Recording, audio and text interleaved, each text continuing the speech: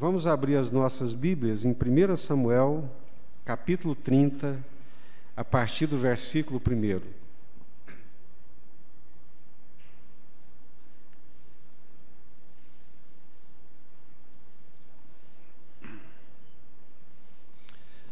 Eu creio que todos nós da igreja estamos muito felizes de ver aqui Daniel dirigindo o louvor, né? O pastor José estava falando ali, mas ele é tão caladinho, né? Tão calado, e agora está tão falante. Deus abençoe Daniel, Arthur, Alexim, esses meninos que têm crescido aí no temor de Deus, para a glória de Deus, né? Parabéns, Wilson, Selma. Eu sei que o Wilson é linha dura com os meninos e está aí colhendo bons frutos. Que Deus abençoe aos nossos filhos, jovens, adolescentes, crianças, que eles cresçam no caminho do Senhor e no temor do Senhor. A melhor coisa que nós podemos oferecer para os nossos filhos é ensiná-los no caminho e no temor do Senhor. Primeiro livro de Samuel, 1 Samuel, capítulo 30, a partir do versículo 1. Primeiro livro de Samuel, capítulo 30, a partir do versículo 1. Encontraram? Sucedeu, pois, que chegando Davi e os seus homens ao terceiro dia a Ziclague, já os amalequitas tinham dado com ímpeto contra o sul e Ziclague e a esta ferido e queimado. Tinham levado cativas as mulheres que lá se achavam, porém a ninguém mataram, nem pequenos nem grandes. Tão somente os levaram consigo e foram o seu caminho. Davi e os seus homens vieram à cidade e ei-la queimada. E suas mulheres, seus filhos e suas filhas eram levados cativos. Então Davi e o povo que se achava com ele ergueram a voz e choraram, até não terem mais forças para chorar. Também as duas mulheres de Davi foram levadas cativas. Ainoã, a Jizreelita, e Abigail, a viúva de Nabal, o carmelita. Davi muito se angustiou, pois o povo falava de apedrejá-lo, porque todos estavam em amargura, cada um por causa de seus filhos e de suas filhas. Porém, Davi se reanimou no Senhor seu Deus. Glória a Deus. Disse Davi a Abiatar, o sacerdote, filho de Aimeleque: Traze-me aqui a estola sacerdotal, e Abiatar a trouxe a Davi. Então consultou Davi ao Senhor, dizendo: Perseguirei eu o bando? Alcançá-lo-ei? Respondeu-lhe o Senhor: Persegue-o, porque de fato o alcançarás e tudo libertarás. Deus vivo, Deus que fala, Deus presente, Deus que interfere, Deus que tudo faz conforme lhe apraz. Curva a sua cabeça, vamos orar mais uma vez. Senhor, nós sabemos que a fé vem pelo ouvir e ouvir da Tua palavra. Nós sabemos que também somos alimentados espiritualmente pela Tua palavra. Então, dá-nos a porção que o Senhor preparou para as nossas vidas, para as nossas almas nessa noite. Que nenhum de nós saiamos daqui sem receber a porção do Senhor. Mas também te pedimos, Deus, livra-nos de toda perturbação e de toda inquietação. Que possamos ter olhos espirituais abertos, ouvidos abertos, coração disposto para receber a Tua palavra nessa noite. É o que nós te pedimos e clamamos em nome do Senhor Jesus, Pai. Eu já li, e creio que os irmãos também já leram muitas vezes esse texto. E dessa última vez que eu o li, durante sexta-feira passada para cá, da semana passada para essa, li e venho pensando nesse texto. E o pensamento que me vem ao coração, ele é muito simples e eu queria compartilhar com vocês nessa noite. Primeiro é que a nossa vida, a nossa existência, ela é de uma fragilidade muito grande. Nós edificamos a nossa vida, nós construímos a nossa vida, é como se fosse uma parede que a gente vai colocando os tijolos. E vamos ordenando esses tijolos e colocando-os, de certa forma, numa ordem de prioridade e de valor que as coisas têm para nós. Os nossos pais é um tijolinho desse, principalmente quando nós ainda não constituímos as nossas famílias. O nosso emprego, de onde nós tiramos o nosso pão, de onde nós sustentamos a nossa família, de onde nós, pela graça de Deus e através desse trabalho, desse serviço, dessa atividade, nós ganhamos o pão de cada dia. Então, esse emprego é um tijolo muito importante nessa parede. Os nossos filhos, então, o que dizer? O nosso casamento, os nossos relacionamentos, de um modo geral, são coisas que ordenam e que dão sustentação para a nossa vida. Os pensadores e psicólogos, psiquiatras, de um modo geral, eles vão dizer que a nossa vida, ela precisa ser uma vida ordenada. Ela precisa ser uma vida que tenha funcionalidade. Cada tijolinho desse que nós vamos colocando aí na nossa vida é uma forma de ordenar, é uma forma de dar funcionalidade e de fazer com que a nossa vida ande, de fazer com que a nossa vida caminhe. Quando um tijolo desse é arrancado, a parede ela corre o risco de desmoronar completamente. Se mete o pé num desses tijolos, a parede, dependendo da posição do tijolo, essa parede pode desmoronar. E eu fiquei pensando na minha vida, e consequentemente quero que você pense na sua também, o que é que acontecendo na minha vida poderia fazer com que ela se desmoronasse? No meu caso, eu sou um pastor, chamado por Deus, confio nesse chamado, luto para construir uma vida de respeito, como diz a palavra de Deus, de bom testemunho, de boa reputação, para poder ter autoridade, para poder ter respeito, para poder ter confiança.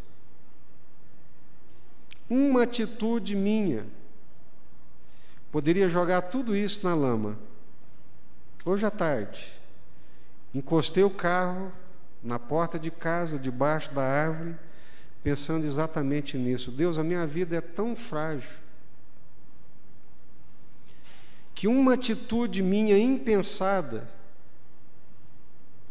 uma ação mal planejada, uma situação mal resolvida, um tropeço inesperado, podia jogar por terra e destruir a parede da minha vida que, ao longo dos anos, eu venho construindo.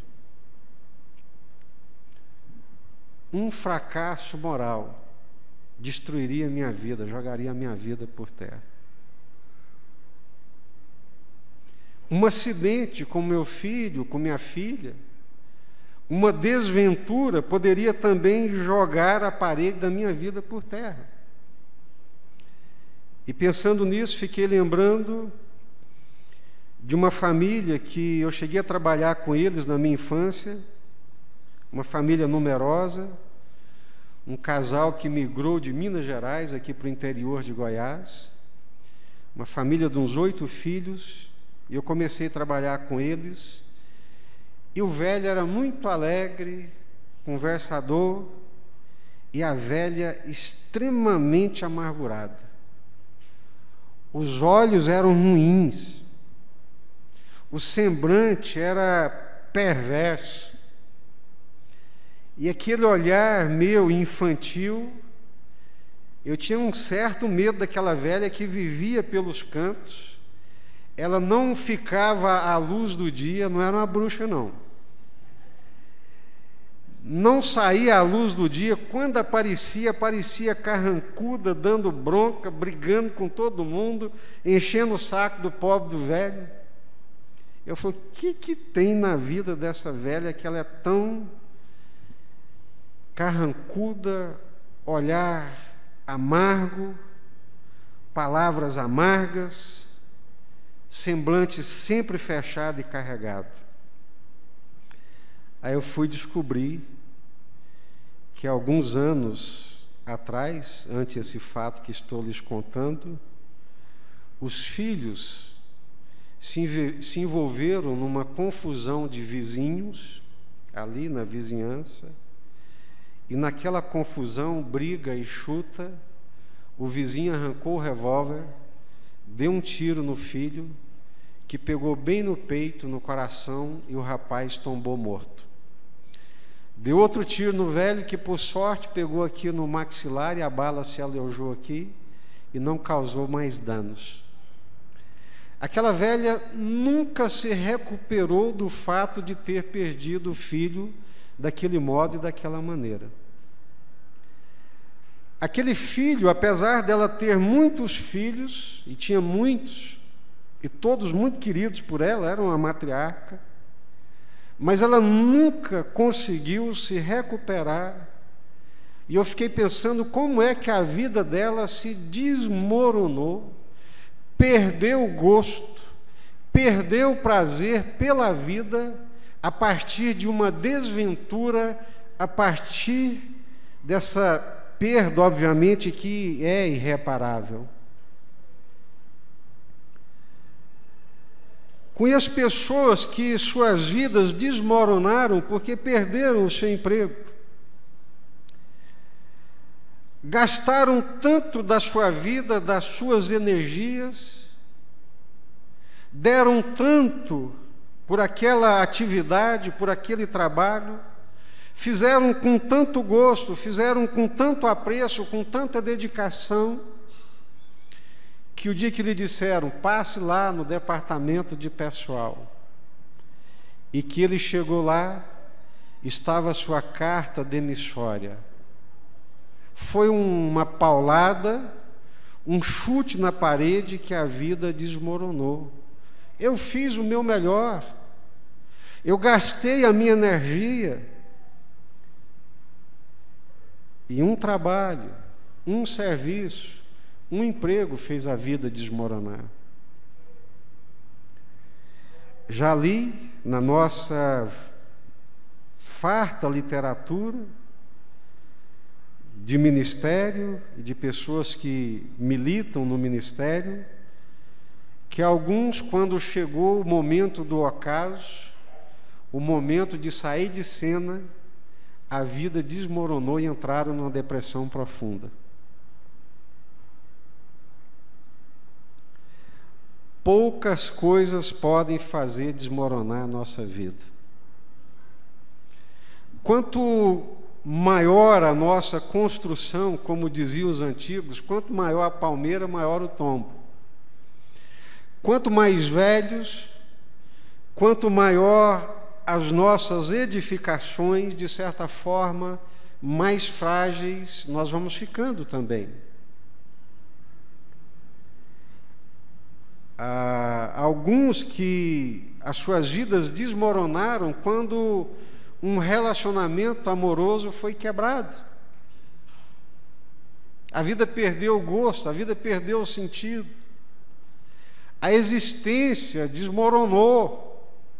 A luz que dava brilho apagou. E nisso nós somos muito maldosos, porque nós não costumamos respeitar a dor dos outros.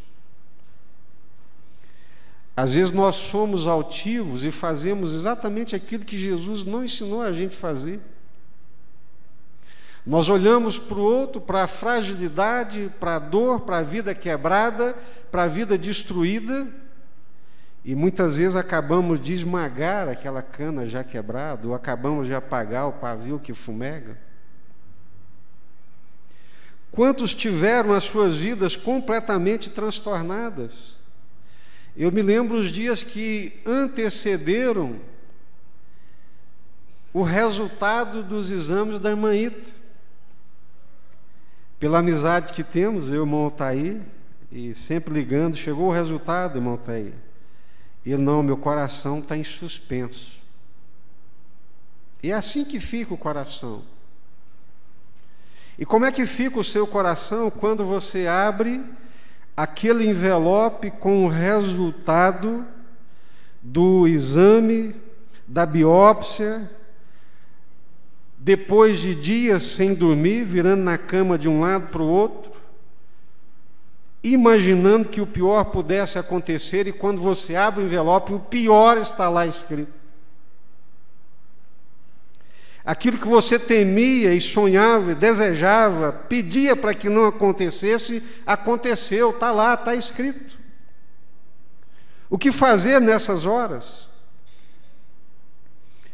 Davi vem de uma jornada, de um tempo na vida dele, existencialmente, que é um daqueles tempos para transtornar a vida de qualquer um, é daqueles tempos para se esquecer, como nós falamos.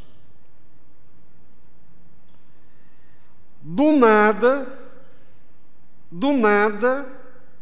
de uma vida completamente obscura, ele é catapultado para o cenário nacional. Era um menino lá no deserto, cuidando de ovelhas, que não era uma profissão nobre, que não era um trabalho nobre, da família não era o primogênito, ele era o menor da família, e de repente, no propósito de Deus, no plano de Deus, sem que ele planejasse, sem que ele pensasse, ele é catapultado, ele é jogado para o cenário nacional, como se todas as manchetes de jornais, os telejornais só falassem de Davi. Dentro do palácio, ninguém tocava a harpa como ele tocava, ninguém guerreava como ele guerreava, ninguém matava gigantes como ele matava. O homem virou um herói nacional, teve uma repercussão nacional. Isso durou muito pouco. Aquela crista da onda que todos nós lutamos para chegar lá e para lá permanecer, às vezes não dura para sempre. E no caso de Davi durou muito pouco tempo. Desfrutar daquela glória e daquele sucesso foi muito passageiro, muito temporário. A onda baixou, caiu da prancha, bateu nos corais lá embaixo, começou a se cortar, começou a sangrar. Durante mais ou menos 15 anos de luta, de sofrimento e de muita perseguição. Ele era caçado de um lado para outro como um cão, ao ponto de se sentir como uma pulga. Mas essas perseguições não o abateram, ele continuou firme, continuou lutando, teve que sair fora do seu país, foi para um país estrangeiro de inimigos, conseguiu essa cidade Ziclag, que ali era o seu refúgio, ali era o seu oásis, ali estava a sua vida, ali estava a sua família. Olha a construção, ali lhe dava segurança, ali lhe dava repouso, Ali lhe dava garantias e proteção, porque era uma cidade murada, era uma cidade protegida. Davi saía e voltava das suas expedições, e quando chegava em Ziclag era alegria, porque ali estava a sua família, e ali era o seu porto seguro. Mas um dia, depois de 3 dias fora, quando ele chega, só vê fumaça. A casa caiu. Literalmente a casa caiu. O tapete foi puxado. Toda a construção mental, espiritual, emocional foi arrancada. Desmoronou. A coisa desmoronou. E tem momentos na vida, e tem coisas que acontecem na nossa vida que faz a gente desmoronar.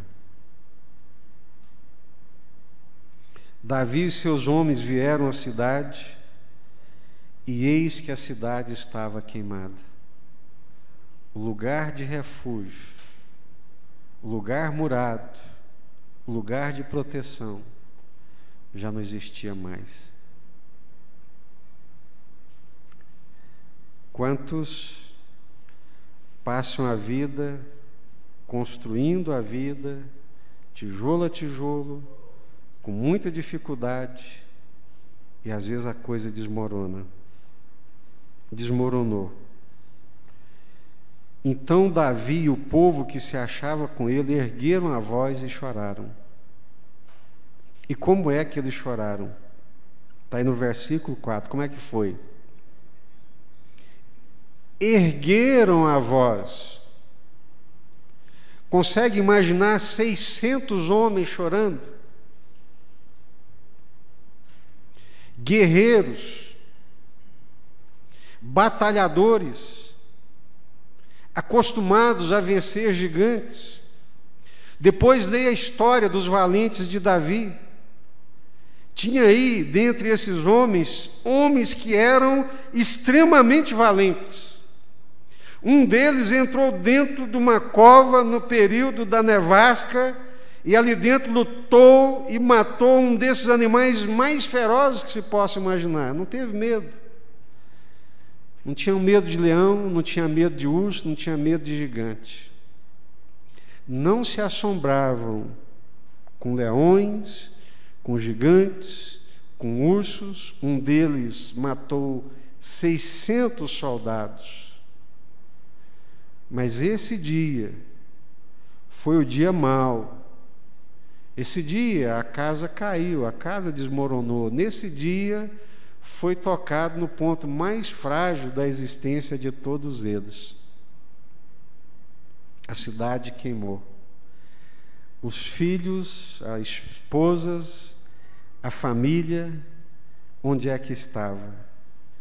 Ergueram a voz e choraram, choraram, choraram, a voz alta, berraram, até não terem mais forças para chorar.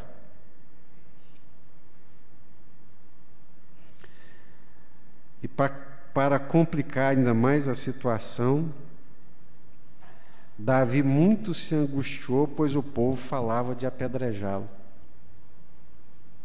Eram amigos de Davi. Olha o que algumas circunstâncias da vida faz com a gente.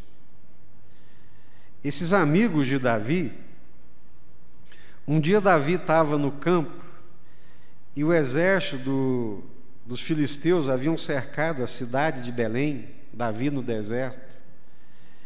E Davi suspirou alto, pensou alto: quem me dera agora, nesse deserto, nesse calor, poder beber um gole d'água lá do poço que está em Belém.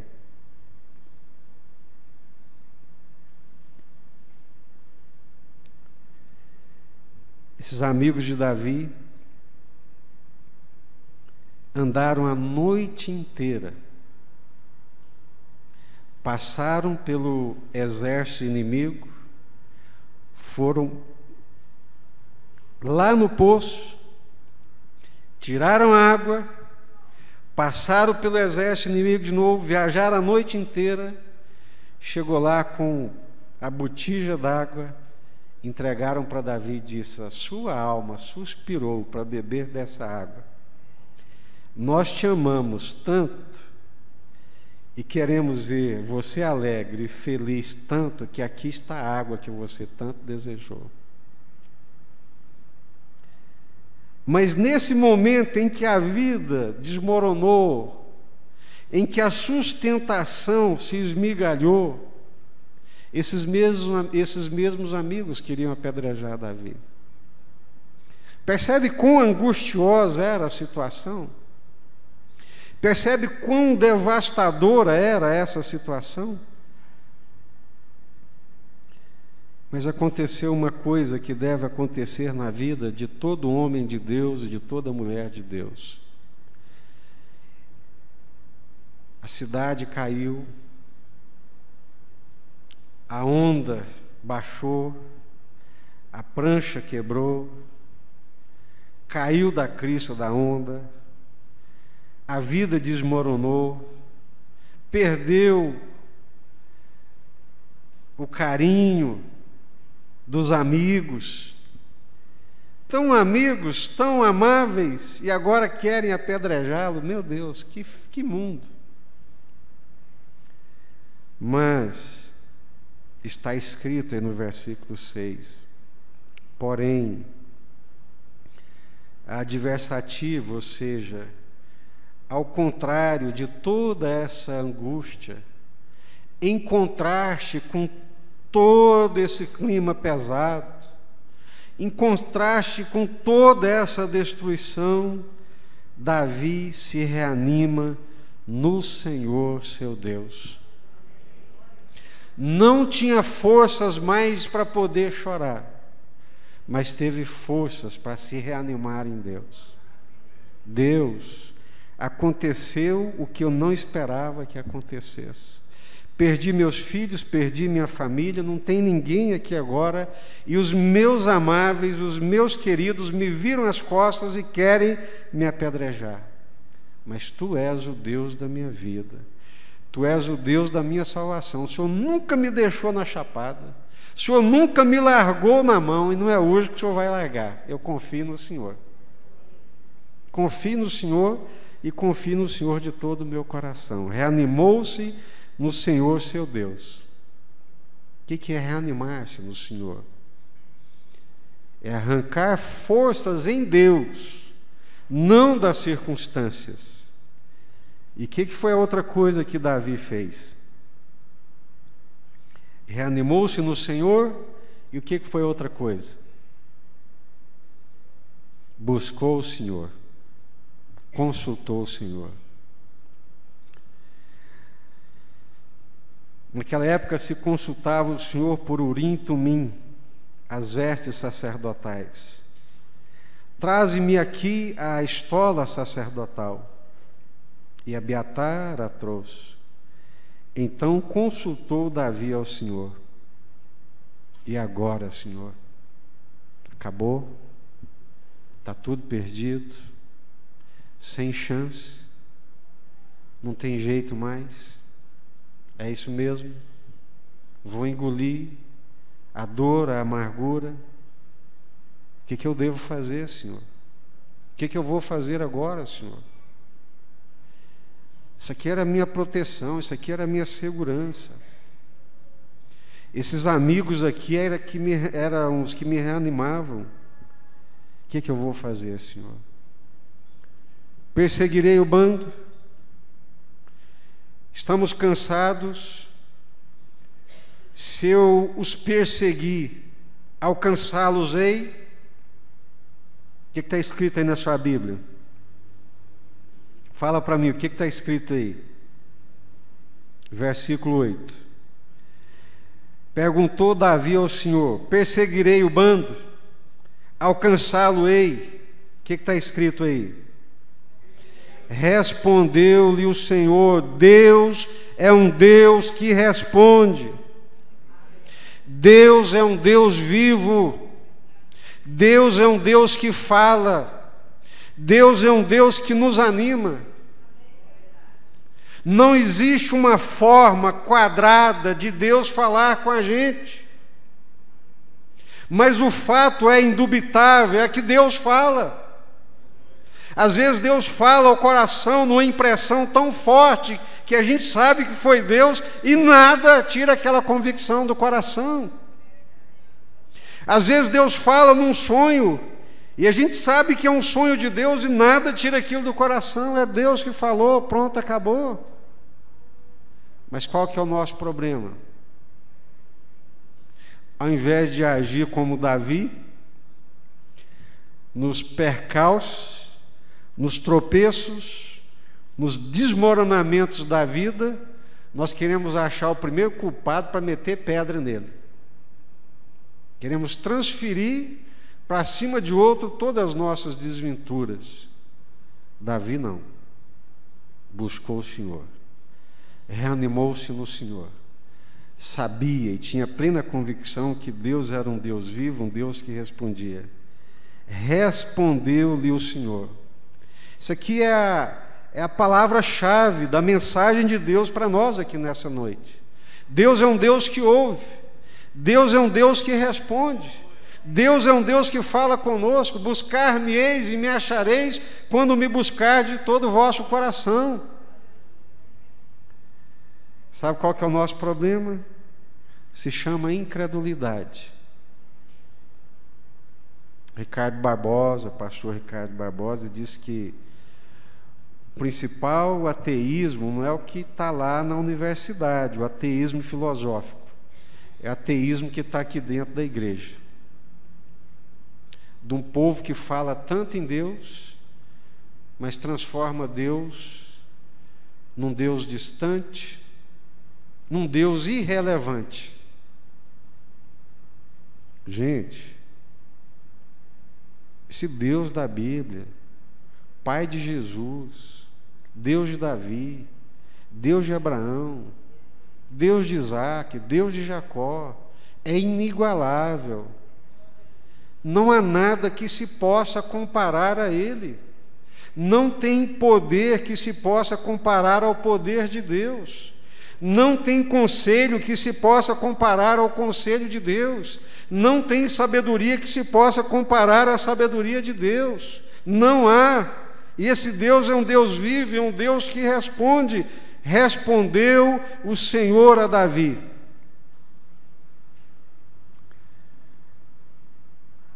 Persegue-o, porque de fato alcançarás e tudo libertarás. Glória a Deus. Um Deus que responde, mas um homem que age, que mesmo cansado, mesmo abatido, se reanima,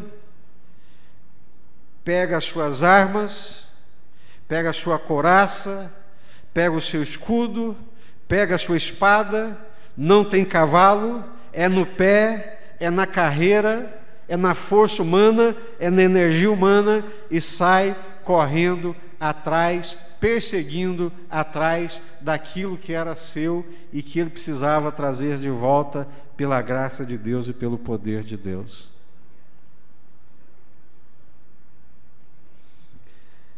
Crentes que não buscam porque são incrédulos, crentes que não alcançam porque são preguiçosos.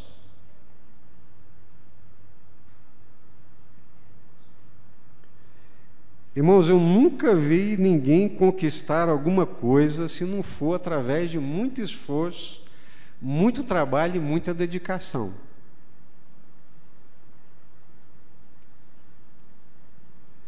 Com raríssimas exceções, 0,1%, alguns aí a coisa cai no colo dele, mas o resto é suando, é pelejando, é batalhando. É com muito esforço e com muita dedicação. Deus não fala para Davi, fica tranquilo aí de braços cruzados. Se ele quisesse fazer, ele faria isso, mas ele não fala, fica aí de braços cruzados, tranquilo, que daqui a pouco eu vou trazer o povo. Não, persegue. Está escrito aí, não está? Persegue, corre atrás, que você vai alcançar. e vai libertar. Eu não sei se foi de tanta minha mãe bater na cabeça da gente, não literalmente, né, mas pegar firme com a gente. Eu volta e meia me lembro, hoje eu me lembro com alegria, né? Mas nós tínhamos, a nossa educação física era 6:30 da manhã. 4:30 minha mãe começava a chamar a gente.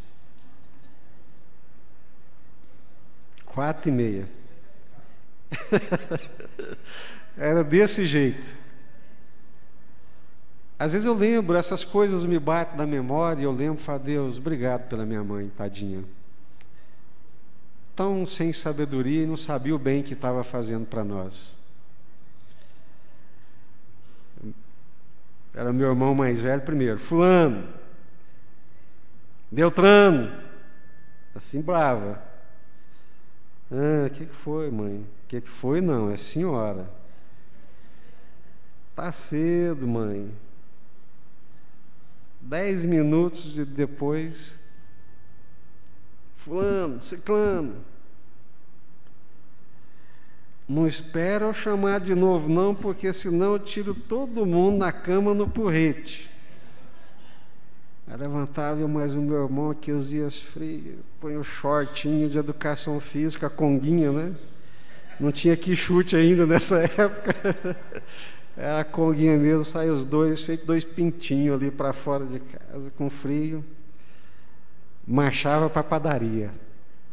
Aquele fornão de lenha, incandescente, quente. Cidade pequena, todo mundo conhece todo mundo, né? O padeiro está lá assando pão, a gente entrava, escorava lá num cantinho, no outro, e ficava ali cochilando até a hora de ir para a educação física. E graças a Deus eu tenho conseguido passar isso para os meus filhos. Não preciso chamar nenhum deles para ir para a escola. Nunca precisei chamar. Não fiquei fazendo tarefa com os meus filhos. Falei, olha, eu já passei por aí, agora é a sua hora, é a sua vez. Samuel tem dia que deita 2 horas da manhã estudando e levanta 4:30 da manhã. Olheiras, nervoso, cansado. Mas eu nunca vi alguém alcançar alguma coisa sem perseguir.